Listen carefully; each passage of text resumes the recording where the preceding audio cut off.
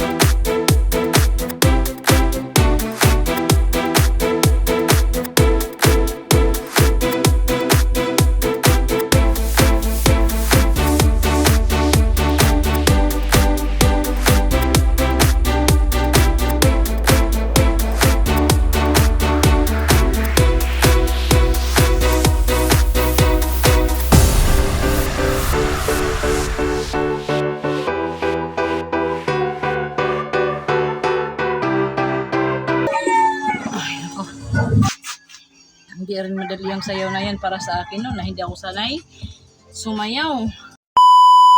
So kanina pala guys, nagla-live ako no, para may update ako kay Lolo kasi bihira lang ako makapag-live. So ang ginawa ko, habang nagla-live, nagsasayaw ako.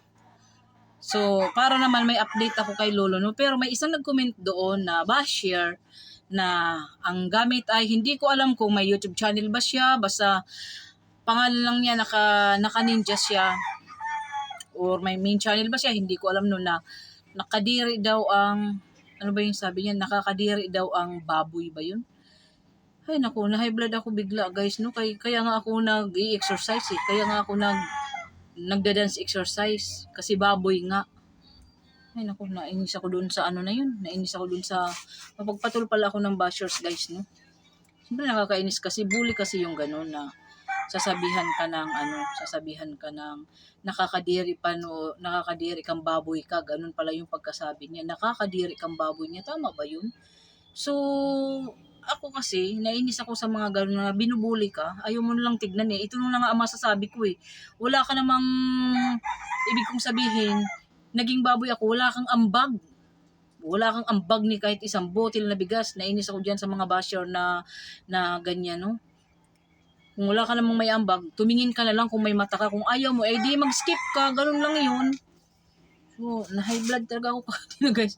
Pasensya na kayo. Kay minute yung dugo ko dun sa basher ko sa aking live. Ewan ko kung may man nakapanood man sa inyo nun. So, ako kasi, kung sa side ko naman, ako kasi nanonood lang ako. Di pag hindi mo gusto ang video, di skip mo na. Hindi ko nga alam kung ano ang tunay na itsura ng basher na yun Ay naku, kung wala namang taong perfecto Walang taong perfecto talaga, pero mahirap mambuli. So, yun lang guys no. Ito yung So, ano pala, hindi ko na pa ulit-ulitin ang intro ko kay, alam niyo naman na ako si Florenda's Vlog. So, ayun lang, ito lang yung video ko ngayon. Yung araw-araw kong ginawa ang nagpapawis. Kasi simula nung nagpapawis ako guys, ang sarap sa pakiramdam talaga sa totoo lang. Masarap sa pakiramdam mapawisan. Hindi yung kagaya nung dati na lagi lang akong nakahiga, nag-YouTube, nagsusupport sa live. Iba, para ang bigat sa katawan. Simula nung nagpapawis ako, ang gaan sa katawan, magaan ang pakiramdam ko.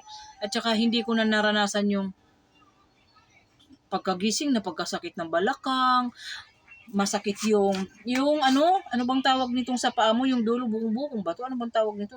Basta yung sa talampakan yung, ewan ko, ano bang tawag nito? Yung bukong-bukong ba to?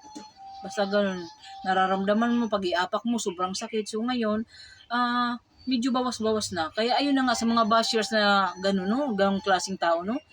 Kaya nga nag-i-exercise ang tao. Ibig sabihin, kasi guys, ngayon ko lang na-realize na bakit ngayon ko lang to ginawa, no, yung pag-exercise. Bakit hindi pa dati nung medyo bata-bata pa ako, na wala pa akong naramdaman. Simula nung marami na akong naramdaman, masakit ang bukong-bukong ko, masakit ang balakang ko, yung likod ko laging sumasakit. Doon ka na-realize na kailangan ko palang mag-exercise. So, ayun lang guys, yun lang yung masasabi ko. At saka, maraming salamat sa mga nagsusuporta dyan. Alam nyo, kaya naman, syempre, vlogger ka, small content creator, kahit anong bagay na yung parang pinakasimple lang na gawin, kailangan pang i-vlog kasi para may mai-content. Kasi kung hindi ko gagawin yun guys, wala akong mai-content. So, ayun lang. So, ayun lang yung masasabi ko guys, no? Thank you for watching. Maraming salamat sa mga nagsusuporta sa aking channel hanggang ngayon. At saka Team Survivors, maraming salamat sa inyo sis. So, ayun lang ang masasabi ko. Maraming salamat. Bye-bye.